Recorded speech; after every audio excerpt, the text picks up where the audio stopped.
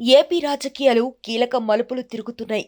అధికారంలోకి వచ్చిన దగ్గర నుంచి టీడీపీ నాయకుల్ని వేధించడమే లక్ష్యంగా పెట్టుకుని అక్రమ కేసులు పెడుతూ, అక్రమ అరెస్టులు చేస్తూ టీడీపీ నాయకుల, కార్యకర్తల మనోధైర్యాన్ని దెబ్బతీస్తూ వస్తున్నాడు జగన్. చంద్రబాబుతో పాటు టీడీపీ నేతలు, క్యాడర్ మానసిక స్థైర్యాన్ని దెబ్బకొట్టడానికి కేసుల్ని, అరెస్టుల్ని జగన్ వాడుకున్నారు. కానీ ప్రతీకారం కోసం పెట్టే ఇలాంటి కేసులు అసలు వర్కౌట్ కావని, రాజకీయాల్లో వేధింపులు అంతిమంగా ఆ పార్టీ నేతకి లాభిస్తాయని చరిత్రలో ఎన్నోసార్లు రుజువైంది. ఇప్పుడు మరోసారి అదే నిజమవుతుంది.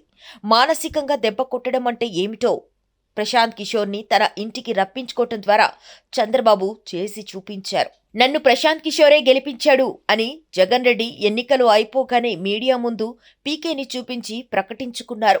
దానికంటే ఎన్నికల ముందు ప్లీనరీలో పీకేని చూపించి మనల్ని గెలిపించబోతున్నాడని క్యాడర్కు గర్వంగా పరిచయం చేశాడు. ఇప్పుడు ఆ పీకే చంద్రబాబు ఇంట్లో ఉన్నారు.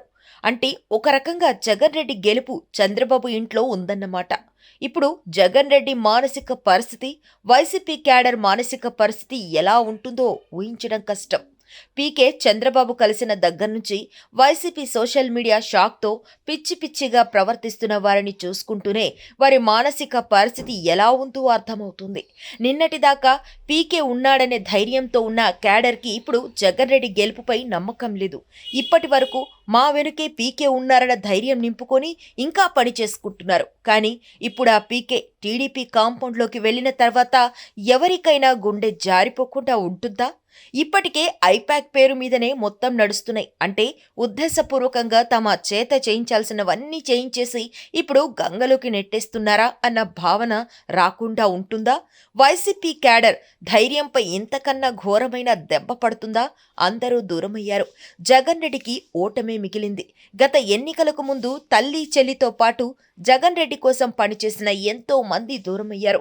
చివరికి పీకే కూడా దూరమయ్యారు. దూరం అవటమే కాదు, వ్యతిరేకంగా పనిచేస్తున్నారు. ఇంతకంటే పరాజయం ఓ లీడర్కు ఉండదు. ఎన్నికల్లో నిలబడిన తర్వాత బ్యాలెట్ ద్వారా వచ్చే పరాజయం లాంఛనమే. అసలు పరాజయం ఎప్పుడు ప్రారంభమైంది? ఇక ముగింపు మిగిలింది.